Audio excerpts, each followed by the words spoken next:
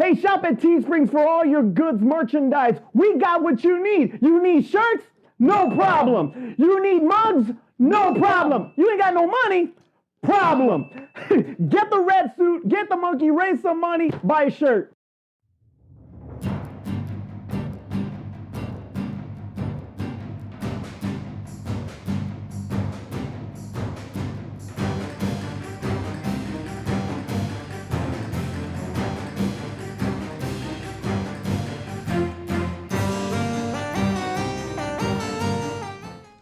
Hey guys, welcome to the show. I'm Manny. I'm Terrence. And here are the goods. After, I don't even know how long. So long that people that watch the channel is giving me crap that you have not been here. And people have given me crap that we're doing shows by ourselves. People are giving me crap because it seems like they like you better. Well, that's legit. That's always gonna happen. Girls like you better. Anyway, all right. There you go. So, That's all that matters. let's get into it. Box office. Right. It's been fantastic October, first of all, when it came to the box office. Oh, yeah. Week 1, you had Venom. Week Yeah. 2, you had Bond. Week 3, you had Dune. Dune. Yeah. No, bullcrap. Halloween. Then Dune, yeah. Week 4, then Dune. I mean, technically, if you were living in the UK, you saw Dune first. Yeah, that's very true. But you know what? October was fantastic, and pandemic or not, the box office actually was a pretty healthy for the month of October. Right. So the movie industry is back, baby. Yeah, that's We're right. here. People are going back to the theater again, and hopefully some of these movies should start making money. Right? Absolutely. Now, you know, September had one spike with Shang-Chi, and that was it. October was just overall fantastic. So now we're in November, first week. Did not disappoint, obviously. We're trying to get that streak rolling, that, you know, and Eternals. Okay. Number 1, 71 million, 161 worldwide. Everybody went to go see it.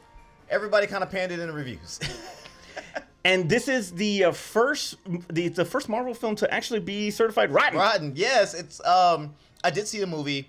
I don't think it is as bad to deserve a rotten. I think it was a little longer than it needed to be, but I understand what they were trying to set up. They're literally trying to follow like what everybody says. They want their villains to have like some purpose and not just be like fodder for the superheroes, the heroes to be like, oh, we defeated you, move on.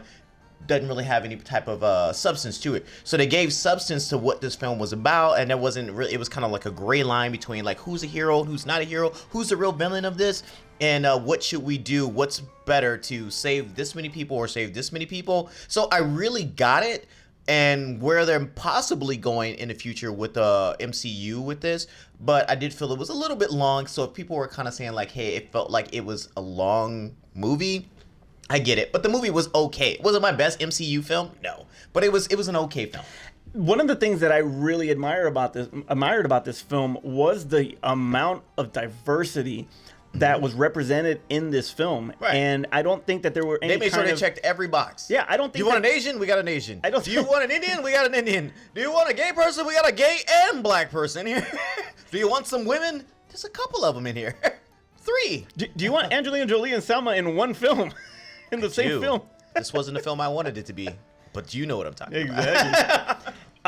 But overall, you know, it was a lot of, I mean, it was definitely an origin to a certain degree, you know, like Yeah. as far as where they were going to. It was an origin for a lot of things. It was an origin for the Celestials. It was an origin Yeah. for the Eternals. It was an origin for a lot of things. And like every other freaking origin, it is gonna freaking drag in some places, and this movie did. Is this the best of 2021? Absolutely not. Right No. now, I'm still going with Shang-Chi as the best Marvel film of 2021 until Spider-Man premieres in December. Getting close.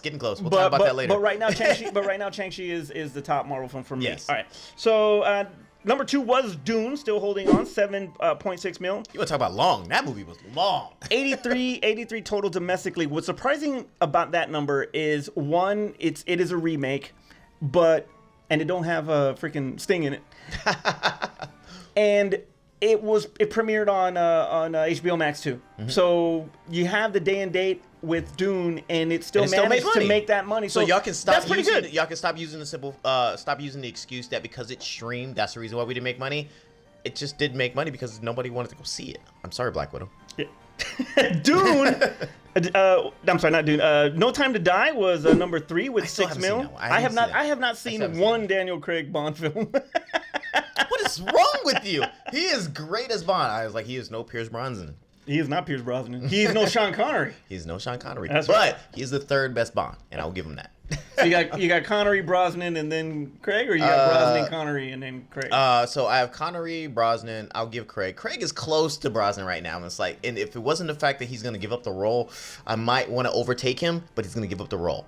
Brosnan kind of got pushed out. Timothy Dalton is definitely like 4th or 5th at the very least. Yeah. Oh, God, man. Timothy Dalton, man. It just wasn't. What the happened, time. Timothy?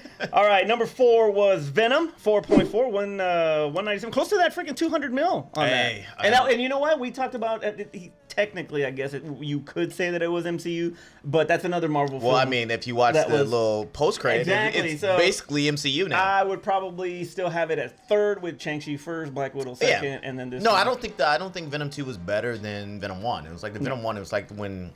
I think they had something special with Venom 1. Kind of like how they had something special with the first Deadpool, and then the second one was okay. It was okay. Yeah. But it didn't capture your heart like the first one did. And I think Absolutely. it didn't capture the heart like the first Venom did. All right, number 5 was Ron's Gone Wrong. Have you seen this? No idea what this film is. Yeah, it's a family film, and it's basically overall it's about technology and social media And how it's gone wrong? Pretty much, like it's there's a lot of bullying and stuff like Okay. that, and and how to combat bullying and I feel like this should be a documentary. it was actually pretty funny. Zach Galifianakis plays Ron. He's the little bot. Pretty funny. Oh, Ron going wrong. Ron's gone wrong. Ron's Okay. gone wrong. Yeah. Okay. And it had some good, funny spots. Good family film. So if you haven't seen it, definitely go check. I mean, it that sounds out. interesting, and I won't see it. Look, I really don't care about 6, but I just got to go jump to 7. Okay. And that's Halloween because it's already at 89. Wait, what was 6? Huh? What was 6? I don't remember because I skipped it. I'll look it up and put it on the chart. But okay, number 7, Halloween. That's right. Number 6 was The French Dispatch. Okay. I want to say it Never was a heard of it's a Wes Anderson film. Oh God, you got to be smart for Wes Anderson. Yeah. And Christopher Nolan. I'm still trying to figure out Interstellar. Oh, no, I'm still trying to figure out what was the last one he came out with? Tenet. Tenet. I'm still trying to figure out Tenet. But Halloween. Halloween, 89 mil. It needs 11 to get to 100. With Thanksgiving approaching, I don't think it's gonna hit that. It might hit 90, but it's not gonna hit 100. It depends on how they quantify that. I mean, like, is it going to be on streaming? Or are they just counting like? That's a good point. in the That's a good theater point because it type was deal. released with at Peacocks as well. Yeah. On Peacocks. Because that's how I saw it on Peacock. But if they count streaming, it should easily get to 100 absolutely. million. But Absolutely. if they're not going to count it, then I think it missed its opportunity. It needed to make that money in October. Now that we're in November, they're gonna move on Absolutely. to If you guys have not checked out our review on Halloween, please check it out. We have it on our YouTube site. Up next is Clifford the Red Dog. Oh. Yay. I've never been into Clifford. You never read the books? No, I've or read like the books. like the little cartoons that they had? It's not my bag, babe. I don't It's not my understand. bag. So this is one of those films where, like, I don't understand how it exists. Like, why would somebody want to make this as live action? But I look back and I'm thinking, like, oh, they made Winnie the Pooh live action. Paddington? They made Paddington Bear live action. Made money, too. So I guess maybe I don't know the audience, or maybe I am not the audience. So if this thing makes money, I probably shouldn't be surprised. But I'm like, it's about a big red dog, and stupid situation was like, oh my God, how are we gonna wash Clifford? He's so big. How is he gonna fit in his doghouse? He's so big. Clifford. Yes, oh my God. Oh, he stepped all on his water bowl. Or how about this? Don't stand next to Clifford. Why? Yeah, exactly.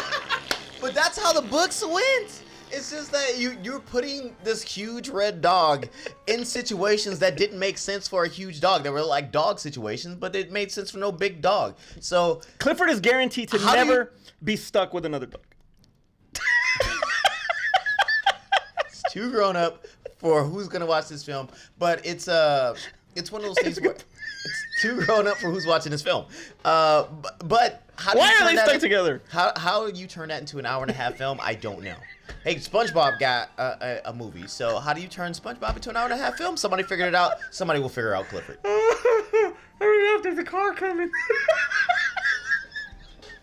Okay, I'm sorry. All right. Kids, if you're watching, he's ruining Clifford for you. I'm sorry. All right, so all of this is basically, coming up on the 12th. That's, when Clifford comes out. But next week, to start off the Thanksgiving week, is Ghostbusters. Oh, I'm excited. And right now, about that. Ghostbusters Afterlife looks absolutely amazing. I've only watched 2 trailers. I haven't watched any of the teaser, the TV spots. I haven't watched any of those. I don't want to watch any of that. You got one that they just released where you actually hear freaking Bill Murray. I'd rather be surprised in the theater to see what's going on with They're avoiding that. at all costs to not show the original Ghostbusters. So that's a smart move on their part. But you have to admit that, despite your personal feelings on 2016, Hate it. Despite those, this is the Ghostbusters 3 we've been wanting. This is Ghostbusters 3 that we wanted, even though I wish they had aged up the kids. I don't want the kids to be this young. I would rather they had been older teenagers, or at least in their early 20s, because it's been a long time. I feel like if just these are their descendants. Made them sound old, but if these are in the line of succession, their bloodline, it's I felt like we should have got somebody that are around their age. And if we want to talk about the pluses for 2016, is that 2016 didn't give me 12-year-old kids. 2016 gave me grown adults. I would have preferred grown adults, so that way we could have been a little bit more mature in what was going to go on in the movie than to kind of. But I think that's the part that Paul Rudd's going to play more or less. I think that's where it's going to go. It's going to go through him. Okay. As far as what you're talking about, Right. and then when you bring back the originals, that's going to probably even it out a little bit. Okay. So I'm looking forward to that. I know it's going to be a big freaking hit. On our next show, we're definitely going to talk about all of the releases that are coming out after that. But right now, Ghostbusters is definitely on the radar. Right. Guys, you're still with us? Great. I know it's the end of the year, and I know you guys are in the holiday spirit, the spirit of giving, right? So we're asking you to give us money. So if you look down below, you'll see where it says patreon.com/thegoods. Right there is if you have an excess amount of cash laying around. If you have not bought enough Christmas presents and you're wondering, who else can I bring joy to this year? Us. That's who you can bring joy to. Have you ever looked at us and you're like, man, they should get a better camera? You're right, because we don't have enough money to. You can help us do that. Patreon.com/thegoods. Help us out. We'd appreciate it. And you can be a part of the goods yourself.